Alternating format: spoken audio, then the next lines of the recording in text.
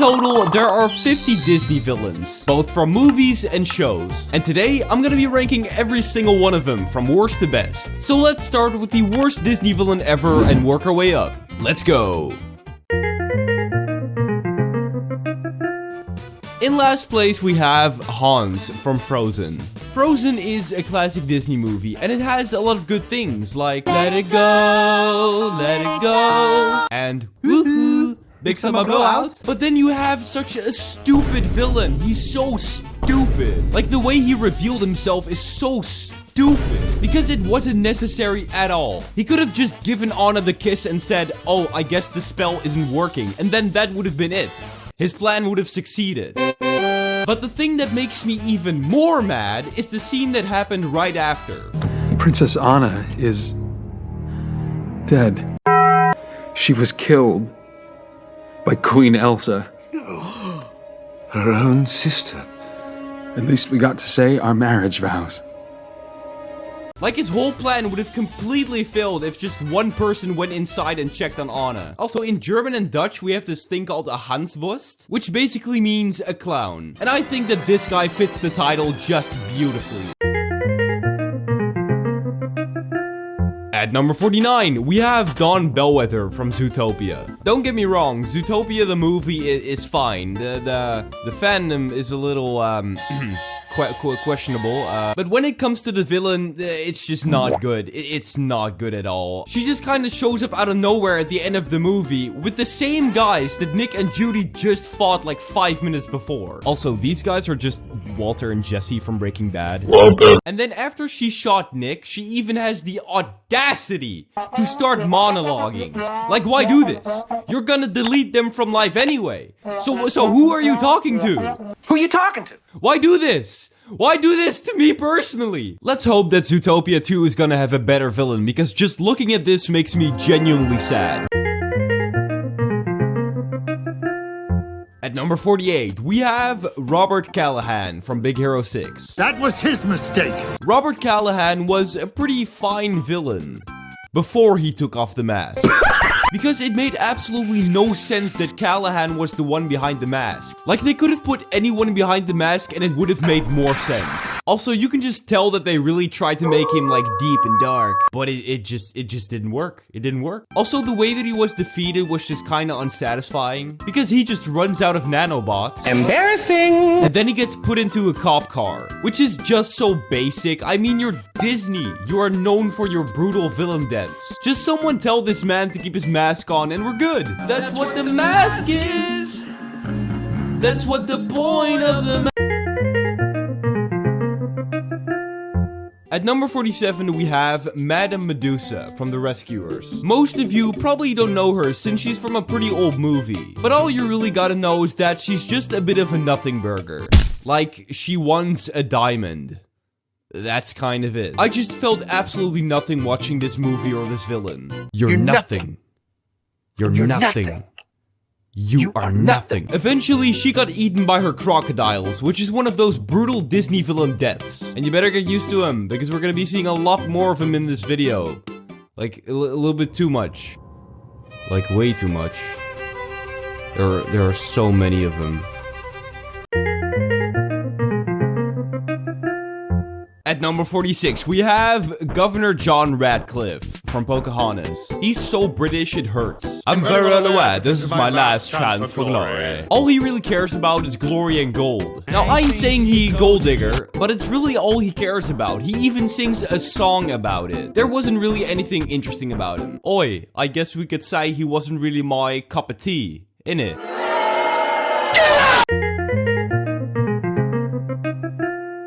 At number 45, we have the Queen of Hearts from Alice in Wonderland. Ah! With their heads! So we got two versions. We got the real life version and we got the animated version. But they're pretty similar in the fact that they both scream a lot and execute people on the spot. Or so I thought.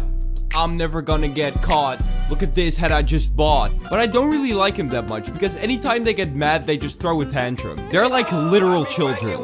Right, kids? At number 44, we have the Evil Queen from Snow White. The Evil Queen is a classic Disney villain, but I don't really see why. I mean, she got so insecure about her looks that she resigned to murder. Please, nobody tell this woman about Instagram. Oh no, wait, never mind. Yeah, she fell off a cliff and died. Yoda! I guess we're good then. Right, kids? At number 43, we have the Horned King from the Black Cauldron. You probably don't know him, but he's like literally the devil. Like, this guy is straight up nightmare fuel. But the only reason he's evil is just because he wants to, I guess. I don't really like that. But for real, I've never seen anything with a scarier design than this. I'm joking.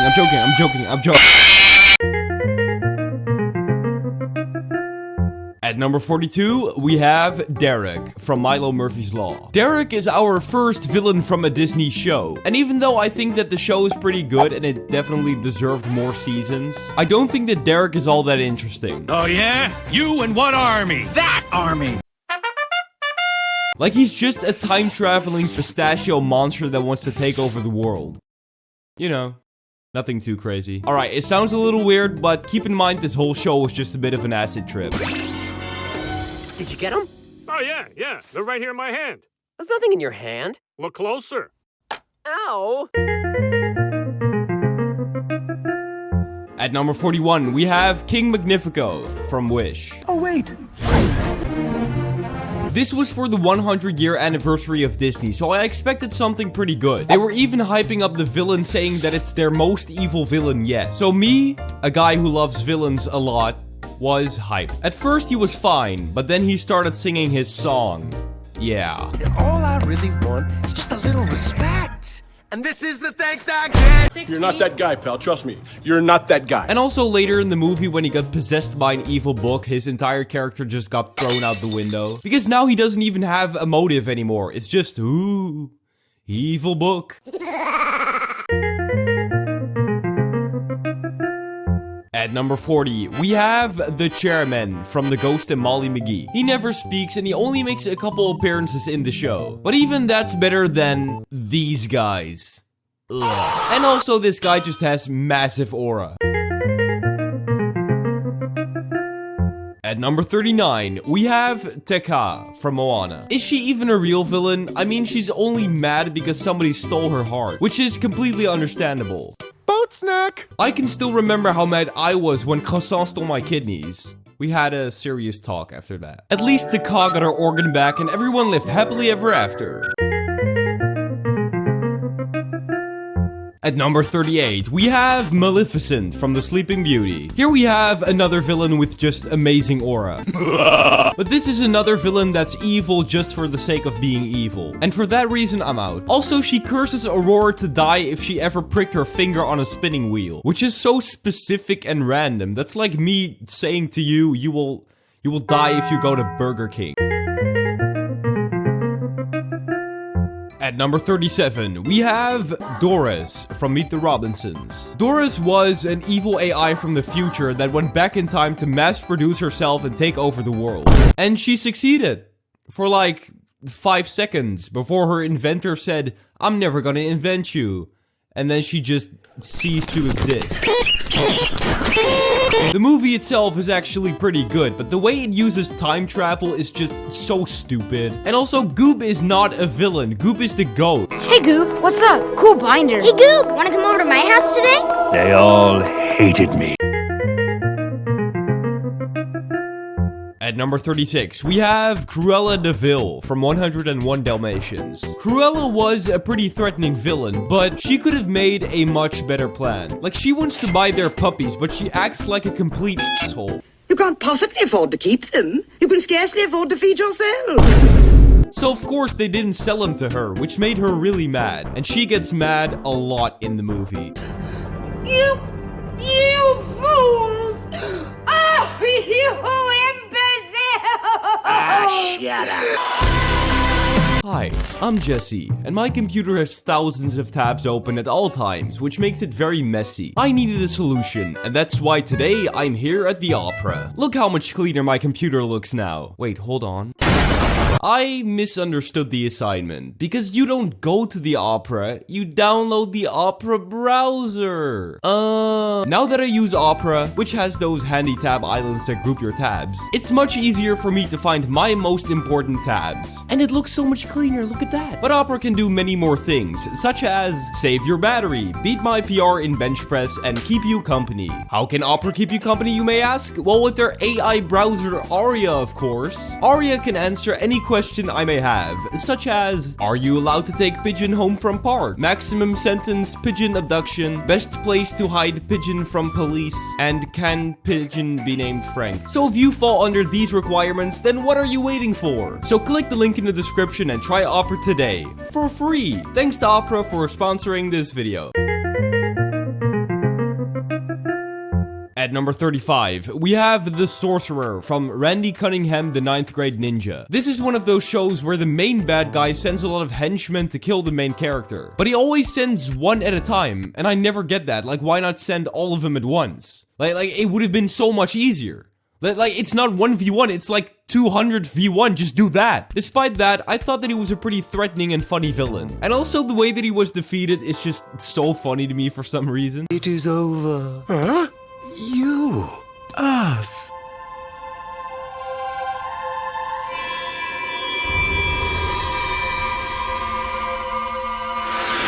Thank you for freeing us. Wow! Surprise ending! At number 34, we have Lady Tremaine from Cinderella. This woman is like the smart version of Cruella de Vil. Like, the things she does are a little bit more cold and calculated. But despite that, she doesn't really have a good reason to be evil. She just is. And we don't like that. Do we, croissant? Oh, omelette de fromage. At number 33, we have Chip Whistler from Big City Greens. I think he has a lot of character and he's pretty funny. Remember that time you violently pelted that kid with tomatoes? What? Yeah, that's right, baby! But he's also pretty stupid. Like, none of his plans ever work. And he's not really threatening at all. Like, a literal child is able to beat him in a fist fight. How are you so heavy? And just like nobody ever takes him seriously at all. They ask you how you are, you just have to say that you're fine when you're not really fine, but you just can't. At number 32, we have the Huntsman from American Dragon. Him and his clan are pretty threatening villains. I mean, just look at them. Like, I would be pretty scared of that if I saw that in a dark alley at night. Alright, so he wants to kill the dragons, but like he has no good reason as to why. Like the entire time he's just, I need to kill the dragons. But like why? Why do you need to do that? Can't you just like get another hobby? Preferably one that doesn't involve murder. Like go do some horseback riding or something. I don't know what you want to do. I don't get. Why am I suddenly New York Italian? I don't know how this works. At number 31, we have William Bill Sykes from Oliver and Company. Bill Sykes, the science guy. This guy is straight up a mafia boss. Like, he looks he's about to make me an offer I can't refuse. This guy is like pure intimidation, and that's it. This is your last chance. But he does have one of the most brutal villain deaths ever.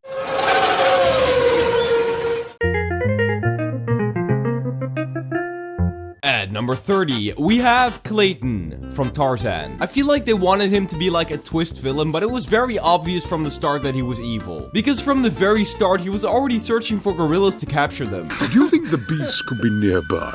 But the thing that takes the cake is how persistent he is. It's about drive, it's about power. Like, he's willing to do anything to kill Tarzan in the end. Which eventually leads to one of the most brutal villain deaths in Disney history.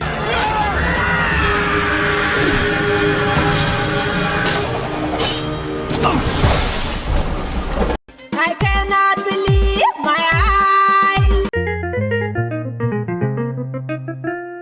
At number number 29, we have Alameda Slim from Home on the Ranch. Okay, so he's a pretty standard villain. He just steals cows and sells them. But it's the way he does it that makes him a good villain to me. You see, he hypnotizes the cows with his yodeling. A lot of people think this song is pretty bad, but to me, this is one of the best Disney villain songs there is. I mean, it just goes so hard. It's so good. I love it. Okay, the way that he was defeated was pretty stupid, but still.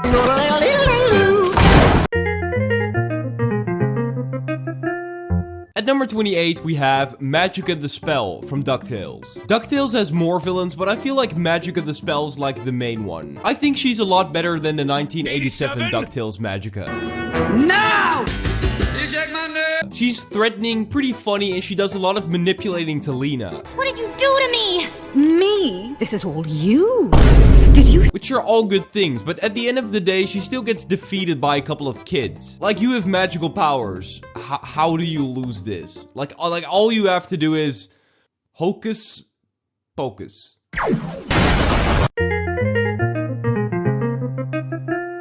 At number 27, we have Captain Hook from Peter Pan. I feel like Captain Hook is like the perfect middle ground. Like, he's a beautiful B-tier. Like he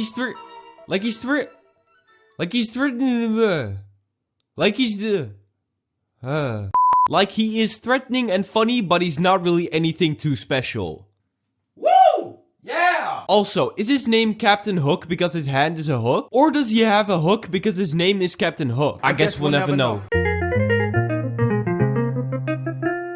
At number 26, we have Commander Lyle Rourke from Atlantis. Okay, so he's a twist villain, and normally I don't really like that, but this was an actual good one. He pretends to be interested in the excursion to Atlantis, but all he really wants is the crystal. Because, you know, money. And I also just really like his reveal. You have a nice swim? I just like how cold and casual he is about everything. He does eventually turn into a crystal and explodes.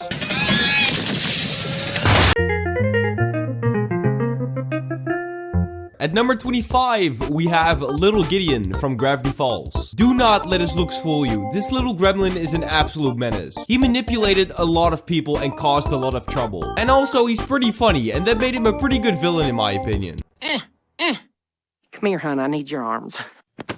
I'll get you, Stanford Pines. I'll get you all! Except for his, simp era. Objection! Your Honor, Little Gideon is no simp. When did this become a try? Anyway, Your Honor, look at this. Mabel, I've never felt this close with anyone. So close. Look, Gideon, Are you sniffing my hair? You see what I mean, Your Honor? Yes, Jesse is right. Case closed.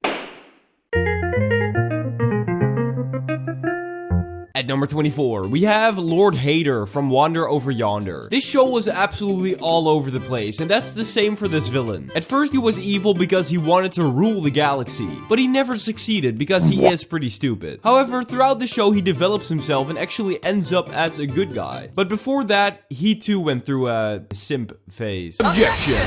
No, we're not doing this again. Just look at this.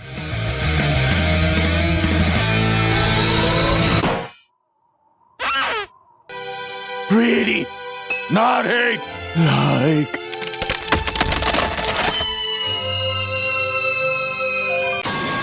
Yep, Jesse's right again. No! I will get you one day. Mark my words, Jesse. One day you will hocus pocus. At number 23, we have Mina from The Star vs. the Force of Evil. She started out as a regular girl, but then became a warrior. But then, after a lot of years, she went kind of insane. That insanity made her pretty funny, but also a really big threat. She even assembled an entire army of giant warriors to kill every monster, even if they were friendly monsters, with little friendly monster babies. That is extremely evil, but it made for a really good villain. Is this legal? Actually, that's arson.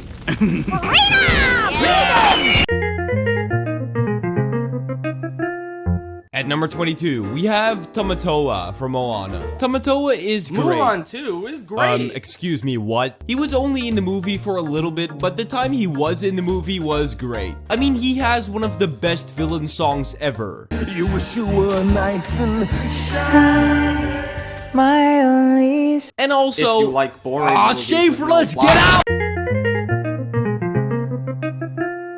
At number 21, we have Shigo from Kim Possible. I know that Draken is also a villain, but Shigo is the only one that really matters. I really like her, personality, as she single-handedly taught me sarcasm. You've escaped! No, really?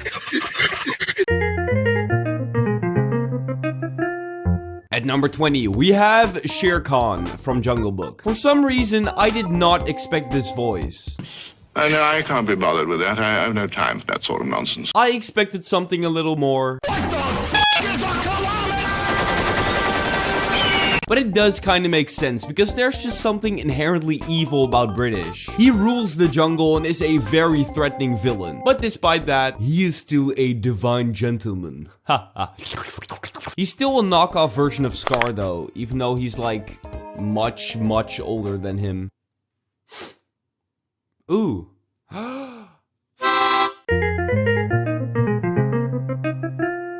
At number 19, we have Shan Yu from Mulan. This man is a monster. He's just an absolute freak of nature. Just slicing through pillars as if it's nothing. He is so strong, he's like literally me. I am him. I'm very strong. He also seems to be the only one that doesn't care that Mulan is a girl. At number 18, we have Turbo from Wreck-It Ralph. You probably know by now that I'm not a big fan of twist villains, but this one was actually not terrible. Yippee! There were very subtle hints of King Candy being Turbo. You're not going turbo, are you? And he was so good at gaslighting that he talked Ralph into breaking Penelope's car.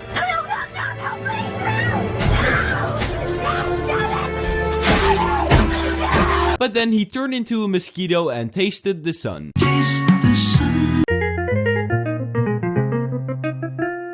At number 17, we have Lord Dominator from Wander Over Yonder. Okay, so even though this show is like many more villains, including Weird Al Yankovic. It's a joke, how are you? Lord Hater and Lord Dominator are the only ones that are worth mentioning. And of the two, I think that Lord Dominator is just a little better. I like her character a little bit better, but it's mainly because of how good her villain song is. So I'm not your teammate or your partner in crime. What am I, boys? He's the bad guy.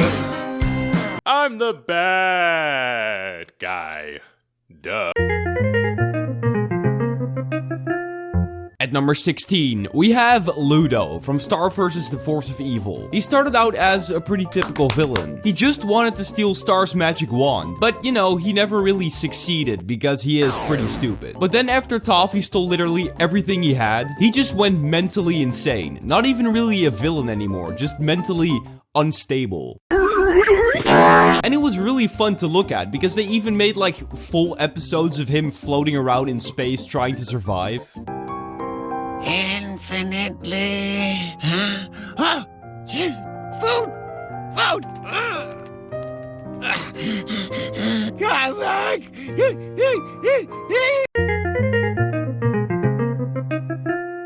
At number 15, we have Dr. Doofenshmirtz from Phineas and Ferb. Everybody knew that shit was about to go down when you heard the infamous Doofenshmirtz Evil Incorporated. I don't think I have to tell you guys who this is. I mean, everybody knows him and everybody knows he's a legend.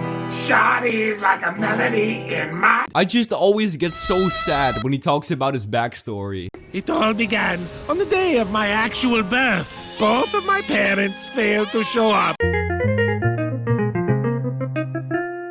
At number 14, we have Mother Gothel from Rapunzel. Sorry, I mean Tangled. In my country, it's Rapunzel. She's the absolute queen of gaslighting.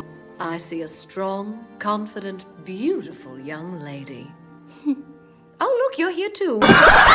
She even sings a song where she calls Rapunzel a pet. Shh, trust me, pet. She's more like a pet to me. Her only fumble was letting Rapunzel heal Finn, who eventually chopped off her hair. And then the absolute savage chameleon made her fall out of the tower.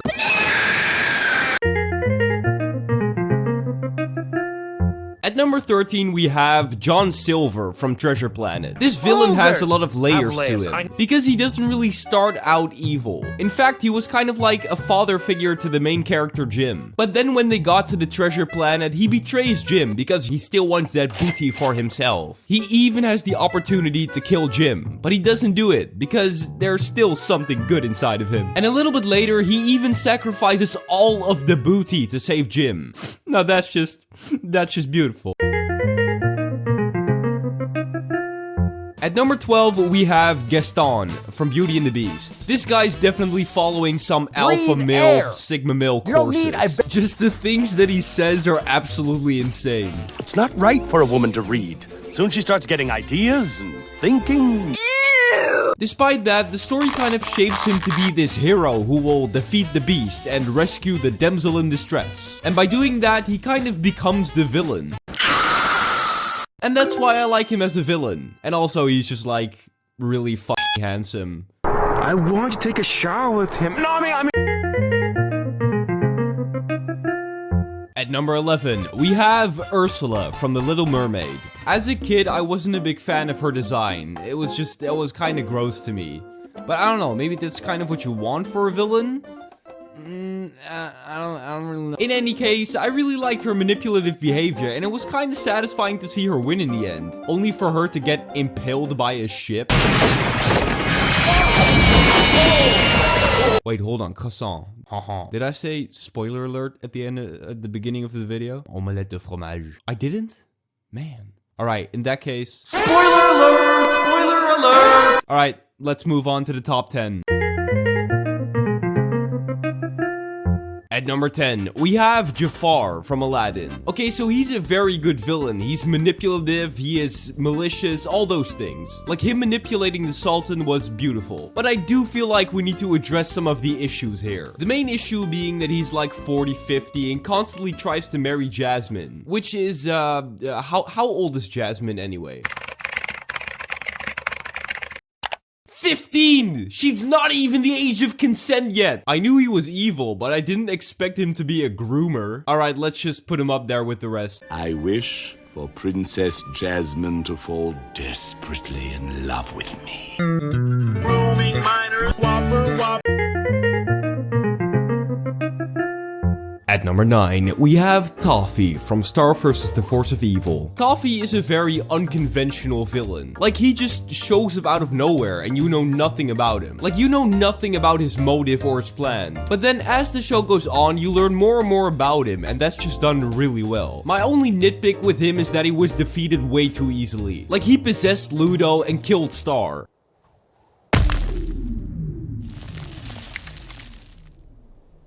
She's gone. But then, plot twist, Star comes back and just absolutely evaporates him.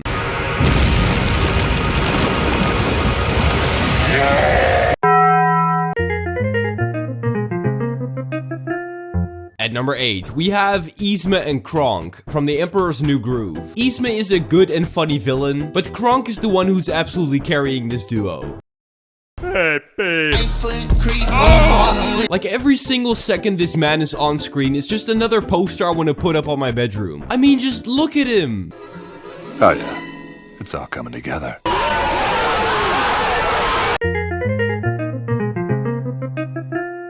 At number 7, we have Dr. Facilier from Princess and the Frog. Pourquoi? This man can talk anyone into doing anything. I mean, if he started singing for me, I would definitely follow him to his second location. He is just such a smooth guy.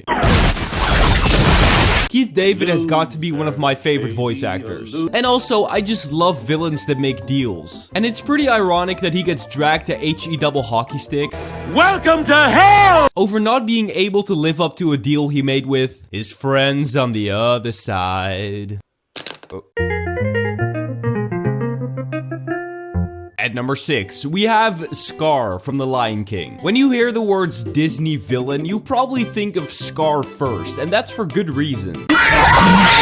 Because he might be one of the most evil Disney villains there is. Because he killed his own brother and tried to kill his nephew multiple times. Kill him.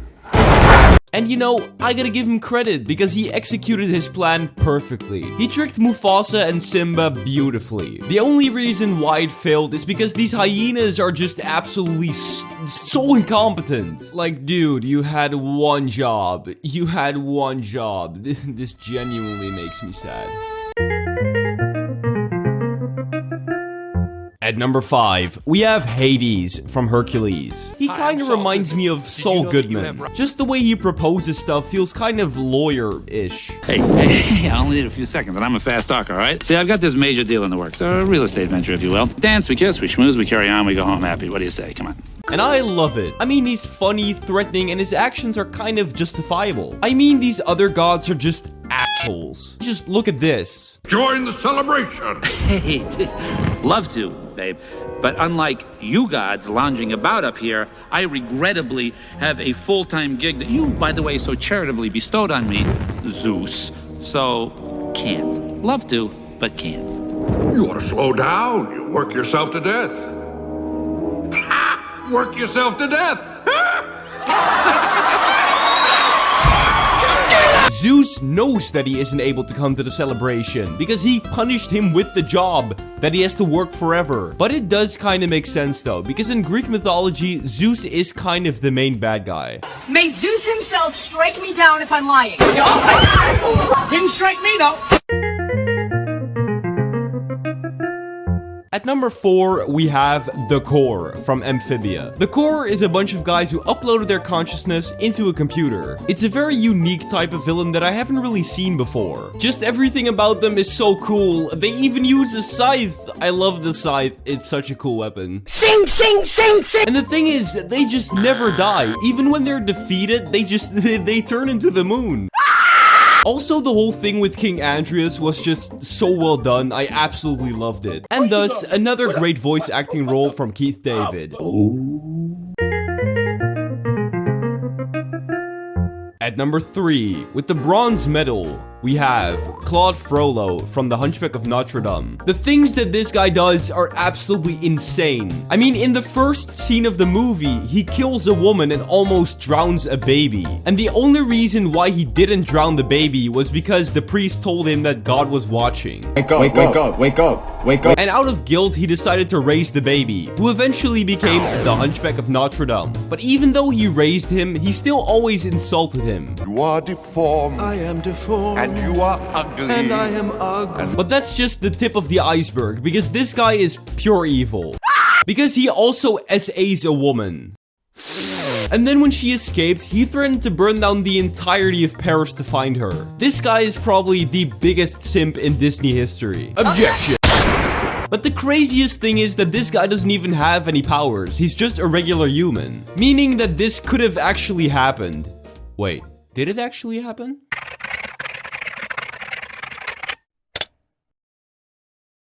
Oh, okay.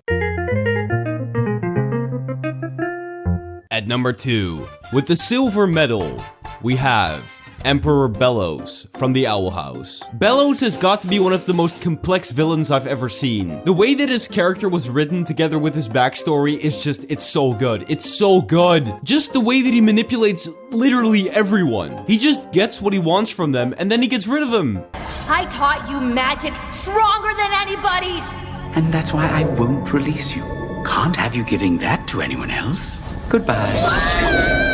You're a liar, liar, pants on fire! And also, this guy just never dies. He always comes back in one way or another. He worked a very long time on his plan, and even though he had a lot of obstacles, he still made it happen. My short summary isn't doing him justice. Please just go watch the show. You won't regret it. Now, it's time to reveal what we've all been waiting for.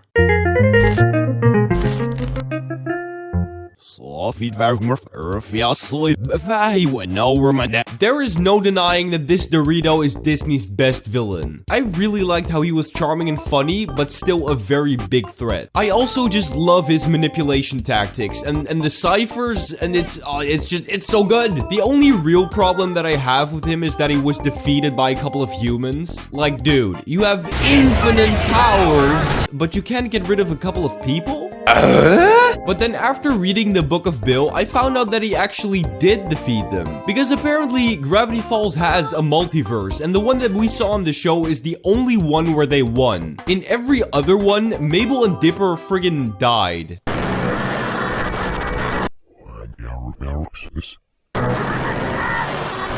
And also, Bill's Cypher is one of the best villain songs. And no, I'm not talking about this one, I'm talking about this one. It didn't make the final cut, but it still counts to me, because this villain song is just, oh, come on, it goes so hard. Very nice. Look at this tower, under my power. Look at these people, puny and feeble. Weirdmageddon was also such a good series finale. But then, the perfect villain came to a perfect end when Grunkle Stan punched him out of existence. He is now erased. Or is he?